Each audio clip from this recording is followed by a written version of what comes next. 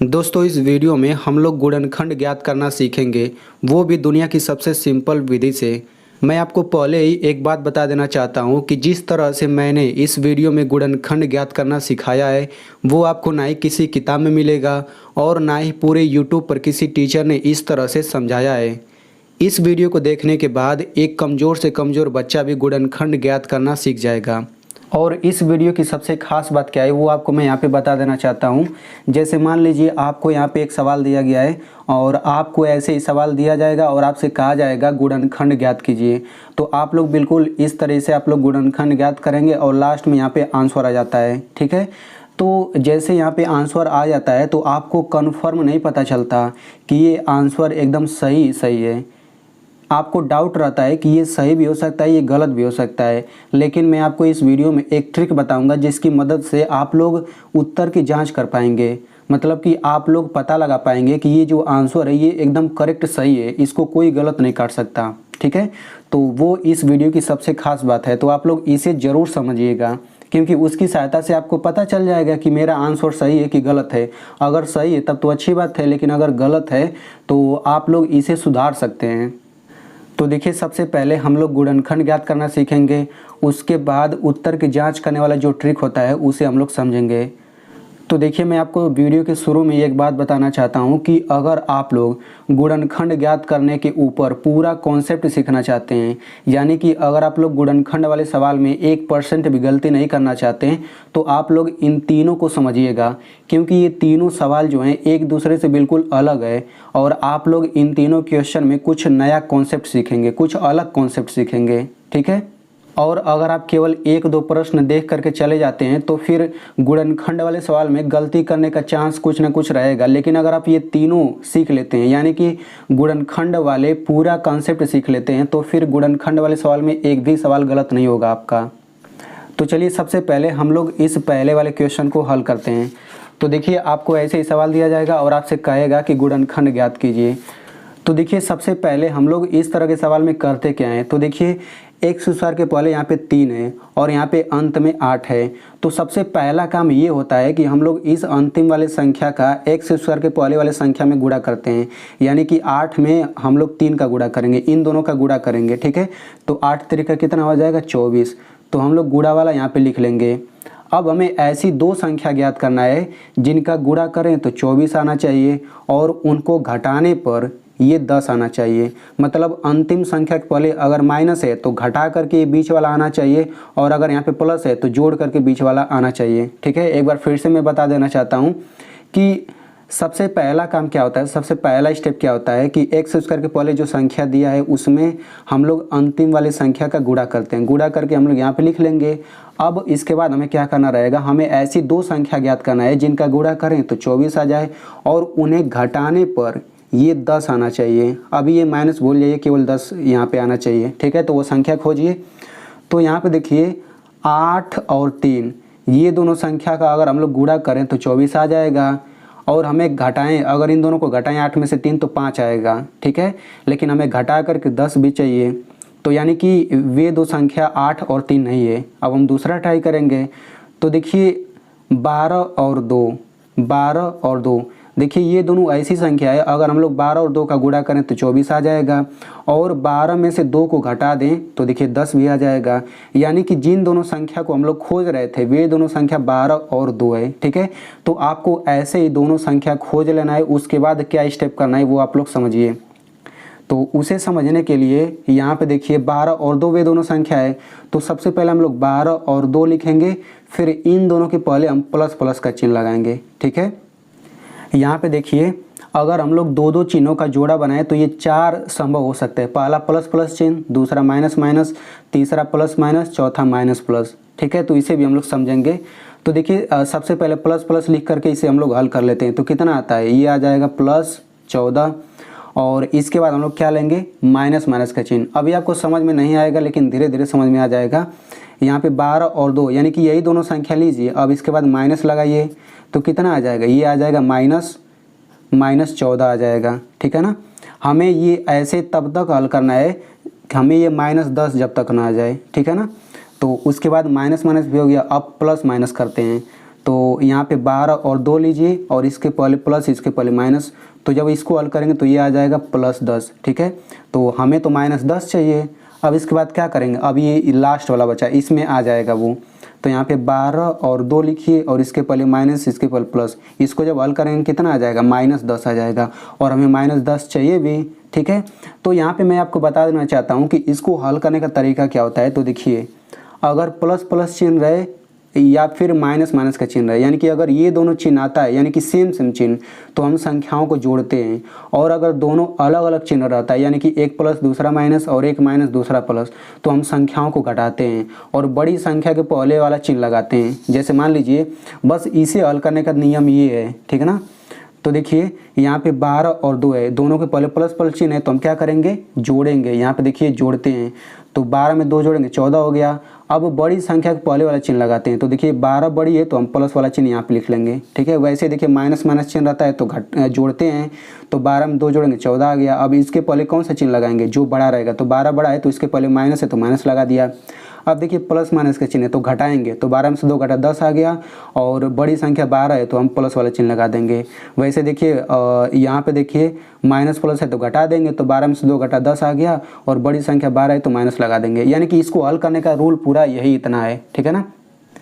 तो यहाँ पे आप देख सकते हैं कि हमें -10 चाहिए। अब इसके बाद हम लोग क्या करेंगे, ये -10 आ गया यहाँ पे, अब हम लोग केवल इसका हमें उपयोग करना है, ठीक है ना।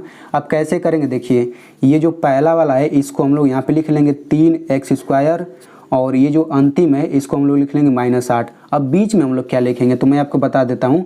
यहाँ पे x लगाइए, यहाँ पे x लगाइए, अब इसी को बीच में लगा दीजिए, यानी कि बीच में पहले 1 था अब 2 हो जाएगा, तो ये हो जाएगा -12x और +2x, ठीक है ना। अब इसको हम लोग हल करते हैं।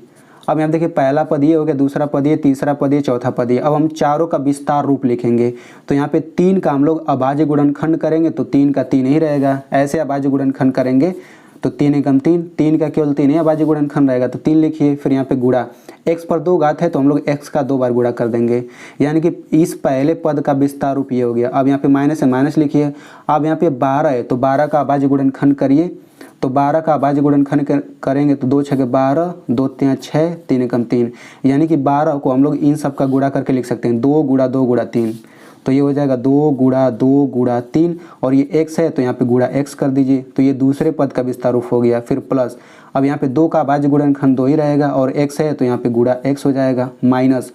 अब क्या करेंगे, इस 8 का अभाज्य गुणनखंड कर लेते हैं, तो 8 का अभाज्य गुणनखंड करिए, 2 चौक 8, 2 दूना 4, 2 एकम 2, यानी कि 2 का 3 बार गुणा करके, तो यहाँ पे ये हो जाएगा 2 गुणा 2 गुणा 2।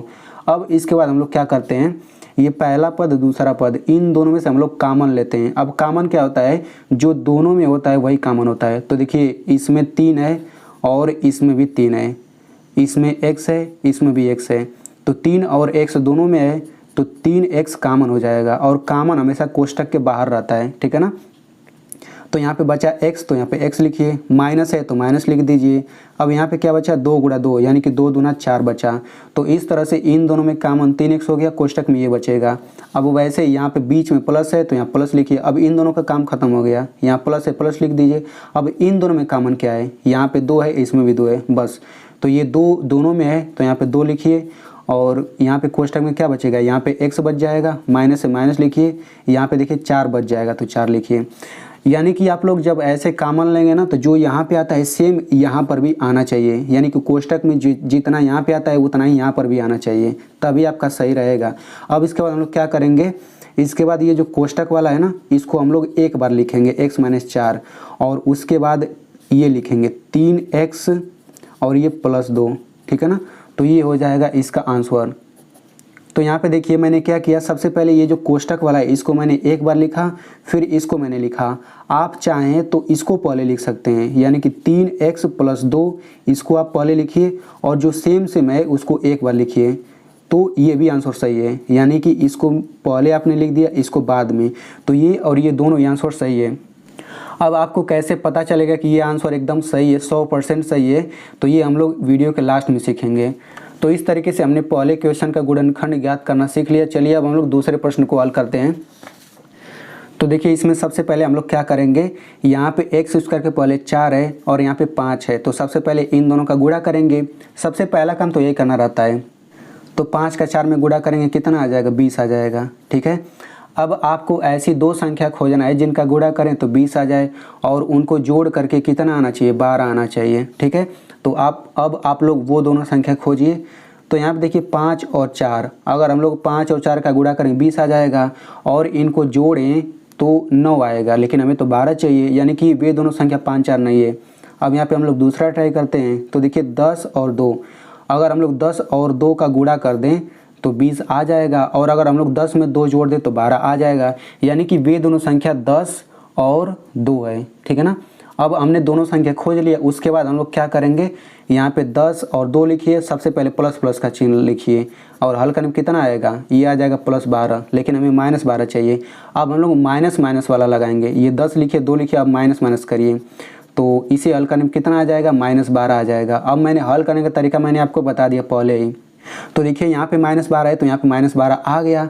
अब हम लोग क्या करेंगे, केवल इसका उपयोग करेंगे। तो सबसे पहले ये पहला वाला पद लिख लीजिए 4x², ये लास्ट वाला पद लिख लीजिए और बीच में इसके जगह पे हम लोग ये लिखेंगे, लेकिन यहाँ पे x लगाएंगे, यहाँ पे x लगाएंगे, तो ये हो जाएगा -10x -2x। ठीक है, अब इतना करने के बाद हम लोग क्या करेंगे, इतना करने के बाद हम लोग चारों का विस्तार रूप लिखेंगे। तो सबसे पहले इसका विस्तार रूप लिखिए, तो 4 का अभाज्य गुणनखंड करिए सबसे पहले, तो ये हो जाएगा 2 दूना 4, 2 एकम 2, यानी कि 4 को लिख सकते हैं 2 गुणा 2 गुणा x पर 2 घात है तो x का हम लोग 2 बार गुणा कर देंगे। तो पहला का विस्तार रूप ये हो गया, माइनस से माइनस लिखिए। अब 10 का अभाज्य गुणनखंड करिए, तो ये हो जाएगा 2 5 10, 5 एकम 5, यानी कि 10 का अभाज्य गुणनखंड हो जाएगा 2 गुणे 5 और यहाँ पे x है तो गुणा x, तो दूसरे का विस्तार रूप ये हो गया। फिर माइनस, अब इसका विस्तार रूप करेंगे तो 2 गुणा x हो जाएगा, प्लस यहाँ पे 5 का अभाज्य गुणनखंड 5 ही होगा। ठीक है, तो ये तीसरे का विस्तार रूप हो गया, ये चौथे का। अब हम लोग पहले और दूसरे में कॉमन ले लेते हैं। तो देखिए इसमें 2 है, इसमें भी 2 है, इसमें x है, इसमें भी x है, बस यानी कि 2 और x ये कॉमन हो जाएगा और कोष्टक में क्या बचेगा, यहाँ पे 2 और x कोष्टक में बच जाएगा। फिर माइनस से माइनस लिखिए, यहाँ पे 5 बच जाएगा तो यहाँ पे 5 लिखिए। तो इन दोनों का काम खत्म।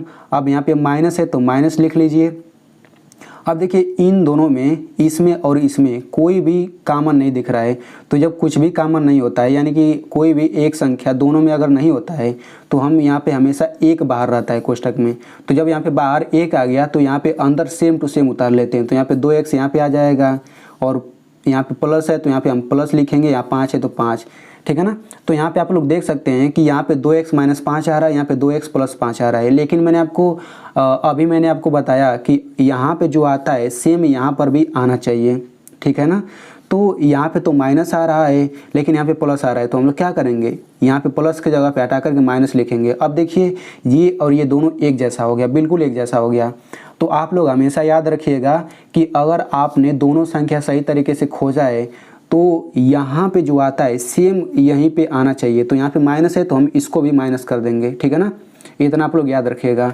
अब ऐसा ये क्यों हो रहा है, ये भी आप लोग रीजन अब समझ लीजिए। देखिए यहाँ पे कोष्टक लगा है और कोष्टक के बाद 2x है, तो अगर हम लोग 2x का इन दोनों में गुणा करें तो ये दोनों पद आ जाएगा। तो ठीक वैसे ही -1 का अगर हम लोग इन दोनों में गुणा करेंगे तो ये ऊपर वाला आ जाना चाहिए। ठीक है, तो देखिए 2x का 2x में गुणा करेंगे 4x² आ गया, 2x का -5 में गुणा करेंगे -10x आ गया।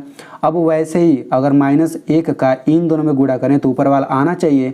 तो -1 का 2x में गुणा करेंगे -2x आ गया, -1 का -5 में गुणा करेंगे तो माइनस माइनस प्लस और ये 5, तो देखिए +5 आ रहा है। लेकिन अगर हम लोग यहाँ पे प्लस कर देते हैं तो माइनस प्लस माइनस हो जाता, -5 आता, लेकिन यहाँ पे तो +5 है इसीलिए। ठीक है ना, अगर आपको समझ नहीं आया तभी कोई बात नहीं है, बस आप इतना याद रखिएगा कि यहाँ पे जितना आता है हमें यहाँ पर उतना ही बना देंगे दूसरे वाले को। ठीक है ना, तो इस तरह से क्या हो जाएगा, ये कोष्टक वाला हो जाएगा 2x - 5 और दूसरे कोष्टक में हो जाएगा 2x - 1, 2x - 1, तो ये हो जाएगा आंसर। या फिर आप लोग क्या कर सकते हैं, इस वाले को पहले कर लीजिए 2x - 1 और इस वाले को बाद में कर लीजिए 2x - 5, ये भी आंसर सही है। ठीक है ना, तो इस तरीके से हमने इसका भी गुणनखंड ज्ञात करना सीख लिया। चलिए अब हम लोग तीसरे प्रश्न को हल करते हैं। तो इसमें भी सबसे पहले क्या करेंगे, यहाँ पे अंतिम संख्या 8 है तो इसका गुणा हम लोग x² के पहले जो संख्या रहता है उसमें हम लोग करते हैं। तो देखिए यहाँ पे x² के पहले कोई संख्या नहीं है तो हम लोग यहाँ पे 1 मान के चलते हैं।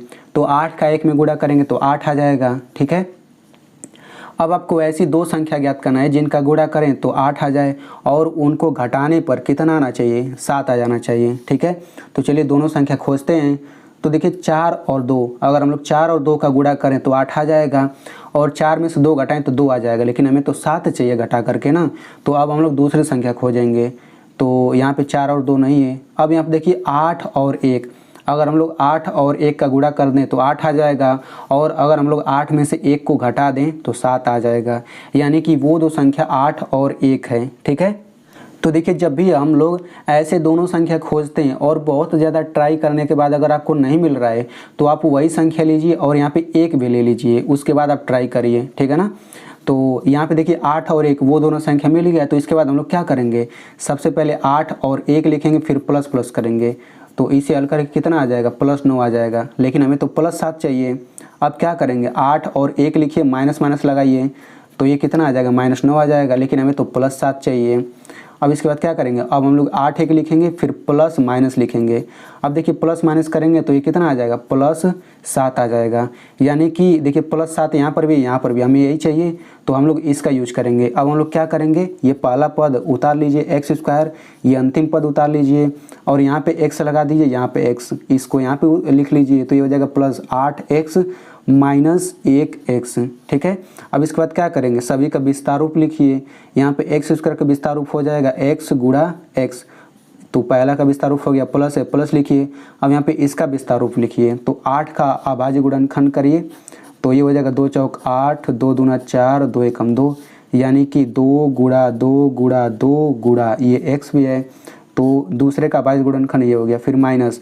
अब यहाँ पे 1 है तो ये हो जाएगा 1 गुणा x माइनस, यहाँ पे 8 है तो 8 का अभाज्य गुणनखंड हो ही गया, 2 गुणा 2 गुणा 2, ये हो गया। ठीक है, अब यहाँ देखिए इन दोनों में कॉमन लीजिए, तो इसमें x है, इसमें भी x है, तो बस x कॉमन है, तो यहाँ पे x लिख लीजिए और कोष्टक में क्या बचेगा, यहाँ पे x बच जाएगा, प्लस है प्लस लिखिए, 2 दूना 4 दूना 8, यहाँ पे 8 बच जाएगा। ठीक है, अब उसके बाद क्या करेंगे, इन दोनों का काम खत्म, अब इन दोनों में से कॉमन लेते हैं, तो माइनस है तो माइनस लिख लीजिए।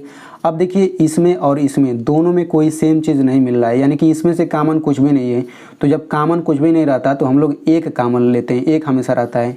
बिल्कुल ये दूसरे क्वेश्चन जैसा है, दूसरे में जैसे कॉमन नहीं मिल रहा था तो हम लोग एक कॉमन लेकर लिए थे ना, वैसे ही। तो यहाँ पे एक कॉमन हो गया, तो यहाँ पे देखिए अब इन दोनों का गुणा कर लीजिए, तो 1 का x में गुणा करेंगे तो x ही आएगा, क्योंकि 1 का गुणा किसी में करेंगे तो उतना ही आता है। अब यहाँ पे माइनस है तो माइनस लिखिए, यहाँ पे इन सब का गुणा करिए तो ये 8 आ जाएगा, लेकिन यहाँ पे देखिए x + 8 आ रहा है, यहाँ पे x - 8, तो मैंने आपको बताया कि जो यहाँ पे रहता है यही वाला यहाँ पे रहना चाहिए, तो इसमें तो प्लस है तो ये भी हम प्लस कर लेंगे। ठीक है, अब इसके बाद क्या हो जाएगा, एक कोष्टक में हो जाएगा x + 8, दूसरे कोष्टक में हो जाएगा x - 1, तो ये आंसर हो गया। ठीक है, या फिर ये भी आंसर हो सकता है x - 1 और x + 8, ये भी आंसर सही है। ठीक है, तो देखिए यहाँ पे एक चीज़ और समझ लीजिए, मैंने देखा है कि ज़्यादातर बच्चे ये गलती कर रहे थे। जैसे मान लीजिए यहाँ पे ये आंसर आ गया, ठीक है, तो इसको बहुत बच्चे इस तरह से लिख रहे थे, जैसे मान लीजिए लिखेंगे x + 8 और यहाँ पे लिखेंगे x - 1, लेकिन बीच में यहाँ पे प्लस लगा रहे थे चिन्ह या फिर माइनस लगा दे रहे थे चिन्ह, ये गलत है। हमेशा याद रखिएगा, यहाँ पे दोनों कोष्टक लिखिएगा और यहाँ पे बीच में कोई चिन्ह नहीं रहता, मतलब यहाँ पे गुणा का चिन्ह रहता है। ठीक है ना, क्योंकि अगर दो कोष्टक के बीच में कोई चिन्ह नहीं है तो हमेशा गुणा का चिन्ह रहता है, यानी कि आप यहाँ पे बीच में कोई चिन्ह नहीं लगाएंगे। जैसे यहाँ पे प्लस लगा दिए तो ये गलत है, माइनस लगा देंगे गलत है। आप हमेशा इनके बीच में गुणा का चिन्ह लगा सकते हैं, नहीं तो आप गुणा का चिन्ह भी नहीं लगा सकते हैं, क्योंकि यहाँ पे अगर कोई चिन्ह नहीं है तो वो गुणा का चिन्ह रहता है। ठीक है ना, और यहाँ पे दोनों लिख करके दोनों जगह कोष्टक भी लगाना जरूरी है, तो ये गलती आप लोग मत करिएगा, इसीलिए मैंने आपको बता दिया। अब हम लोग ये समझ लेते हैं कि उत्तर की जांच कैसे करते हैं। ठीक है, तो देखिए उत्तर की जांच कैसे करेंगे, जैसे मान लीजिए इसको हमने हल किया और हल करने के बाद ये आंसर आ गया। ठीक है, तो अब हम लोग कैसे मतलब 100% भरोसा करेंगे कि ये सही है, तो देखिए इसके लिए मैं आपको बता देता हूँ। हम लोग क्या करेंगे, यहाँ पे x बराबर हम लोग 1 ले लेते हैं अपने मन से। ठीक है ना, यहाँ पे मैंने x बराबर 1 ले लिया, आप चाहें तो कुछ भी ले सकते हैं। तो हम लोग x बराबर 1 ले लेंगे और इसको हम लोग क्या मेन सवाल में रखेंगे, यानी कि मेन सवाल में जहाँ पर भी x है वहाँ पर हम लोग 1 रखेंगे। ठीक है, और ये मेन जो उत्तर है यानी कि जो आंसर आया है इसमें भी हम लोग x बराबर 1 ही रखेंगे। यानी कि हमने x बराबर 1 लिया तो इसको हम लोग क्वेश्चन में रखेंगे और x बराबर 1 हम लोग इसमें उत्तर में भी रखेंगे। दोनों अलग अलग संख्या नहीं रहेगा। यहाँ पे मैंने 1 लिया तो यहाँ पर भी 1 रहेगा, यहाँ पे मैंने 2 लिया तो यहाँ पर भी 2 ही रहेगा, ठीक है ना। तो चलिए सबसे पहले x बराबर 1 हम लोग इस सवाल में रखते हैं, यानी कि इस सवाल में जहाँ पर भी x है वहाँ पे 1 रख दीजिए और हल कर लीजिए। तो देखिए कैसे हल करेंगे। यहाँ पे x का स्क्वायर है यानी कि कितना हो जाएगा 1 का स्क्वायर फिर प्लस ये हो जाएगा 7 और यहाँ पे बीच में कोई चिन्ह नहीं तो गुणा का चिन्ह है यहाँ पे, तो 7 गुणा इसके जगह 1 हो जाएगा -8। तो इस तरह से इसको हल करने के लिए सबसे पहले हम लोग गुणा करते हैं।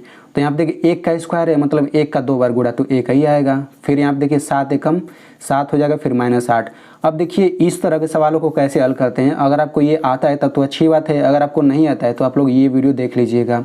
अब इसको हल करेंगे तो 1 + 7 8 हो जाएगा फिर -8 तो ये कितना आ जाएगा 0 आ गया। अब हम लोग क्या करेंगे इसको भी हल कर लेते हैं। तो यहाँ पे कितना हो जाएगा इसमें भी रखिए, जहाँ पर 1 से वहाँ पे 1 रखिए तो यहाँ पे हो जाएगा 1 - 1 और यहाँ पे हो जाएगा 1 + 8 तो यहाँ पे ये हो जाएगा 0 और यहाँ पे हो जाएगा 8 1 9। तो इसका मतलब गुणा होता है तो 0 × 9। तो आपको याद होगा कि जब भी हम लोग 0 का गुणा किसी में करेंगे वो 0 आएगा। तो देखिए हमने x बराबर 1 रखा सवाल में तो 0 आ गया, हमने उत्तर में भी रखा तो 0 ही आ रहा है। तो अगर दोनों सेम आ रहा है, जैसे यहाँ पे 0 आ गया यहाँ पे भी 0 आ गया, दोनों अगर सेम आ रहा है तब तो आपने सही हल किया है। अगर दोनों सेम नहीं आ रहा है तब आपका आंसर गलत है, ठीक है ना। तो देखिए यहाँ पर भी 0 आ रहा है और यहाँ पर भी 0 आ रहा है, यानी कि आपका उत्तर सही है। तो चलिए हम लोग इसी तरह से दूसरे वाले को भी चेक कर लेते हैं। तो देखिए दूसरे वाले को हमने हल किया और हल करने के बाद कितना आ गया आंसर। चलिए इस बार हम लोग इसको ले लेते हैं तो हमारा आंसर इतना आ गया। तो हम लोग क्या करेंगे x बराबर 1 इस सवाल में रख लेते हैं। तो इसी सवाल में रखिए तो कितना हो जाएगा, हमने x बराबर 1 लिया है तो ये हो जाएगा 4 गुणा यहाँ पे बीच में गुणा ना है और ये हो जाएगा 1 का स्क्वायर फिर माइनस ये हो जाएगा 12 गुणा 1 फिर ये हो जाएगा +5। तो इसमें सबसे पहले हम लोग गुणा वाले को हल करते हैं। तो देखिए 1 का स्क्वायर 1 ही होगा और 4 एकम 4 फिर माइनस 12 एकम 12 फिर +5। अब देखिए 4 - 12 इसको हल करेंगे तो कितना आ जाएगा, ये आ जाएगा -8 फिर +5। इसको हल करेंगे कितना आ जाएगा, ये आ जाएगा -3। अब इसके बाद कैसे हल करेंगे, इसको हल करते हैं। तो इसमें भी क्या रखना पड़ेगा, x बराबर 1 ही रखना पड़ेगा। तो रखिए जहाँ पर 1 है वहाँ पे 1 रखिए तो ये हो जाएगा 2 गुणा 1 -1, ये हो जाएगा 2 गुणा 1 -5। तो यहाँ पे सबसे पहले गुणा वाले को हल करेंगे तो ये हो जाएगा 2 एकम 2 -1 और 2 एकम 2 -5। तो ये कितना आ जाएगा, 2 में से घटेगा 1 आ गया और यहाँ पे 2 में से 5 घटेगा -3 आ गया। तो इसको हल करेंगे यानी कि 1 और -3 का गुणा करेंगे तो ये हो जाएगा -3। अगर आपको इसका भी गुणा करना नहीं आता प्लस माइनस का तो यहाँ पे आप लोग देख लीजिएगा इस वीडियो को। तो देखिए यहाँ पे -3 आ रहा है और यहाँ पर भी -3 आ रहा है, दोनों सेम चीज़ आ रहा है, मतलब कि आपका आंसर सही है। तो आई होप आप लोग आंसर चेक करना समझ गए होंगे। तो यहाँ पे अब मैं आपको यहाँ पे सवाल दे देता हूँ, आप लोग उस सवाल को हल करिएगा। लेकिन सवाल को हल करने से पहले यहाँ पे आप लोग एक चीज़ और समझ लीजिए, ठीक है, कि देखिए मैंने सवाल को हल करने के लिए इतना मैंने आपको गोजा है, इधर भी मैंने इतना कुछ किया है, तो आप लोग ऐसे नहीं हल करेंगे, ठीक है ना। कैसे हल करना है, देखिए आपको ऐसे ही सवाल दे देगा तो आप लोग बिल्कुल इस तरीके से हल करेंगे। जो मैंने यहाँ पे ये सब कुछ लिखा है, ये सब कुछ आपको ये सब कुछ नहीं लिखना है, यहाँ तक ये अभाज्य गुणनखंड भी नहीं करना है, आपको ये सब रफ में करना है, ठीक है ना। रफ में करने के बाद आप लोग मेन कॉपी पे ऐसे लिखेंगे, ठीक है ना। तो आप लोग इसके बाद विस्तार रूप लिख करके भी कॉमन ले सकते हैं या फिर इसके बाद आप लोग ये वाला स्टेप छोड़ सकते हैं, इसके बाद ये वाला कर सकते हैं, ठीक है ना। तो चलिए अब मैं आपको यहाँ पे सवाल दे देता हूँ, आप लोग गुणनखंड करके कमेंट में ज़रूर बताइएगा। तो सवाल क्या है लिख लीजिए, 3x² -7x -6। तो आप लोग इसको हल करके कमेंट में इसका आंसर ज़रूर लिखिएगा। और मैं आपसे एक रिक्वेस्ट करना चाहता हूं कि आप मेरे चैनल को सब्सक्राइब करें या ना करें, उससे कोई फ़र्क नहीं पड़ता, लेकिन आप लोग इस वीडियो को मेरी मेहनत के लिए अपने दोस्त के साथ ज़रूर शेयर करिएगा, क्योंकि अगर आपको समझ आ गया है तो आपके दोस्त को भी समझ आ जाएगा। तो आप लोग ज़रूर शेयर करिएगा।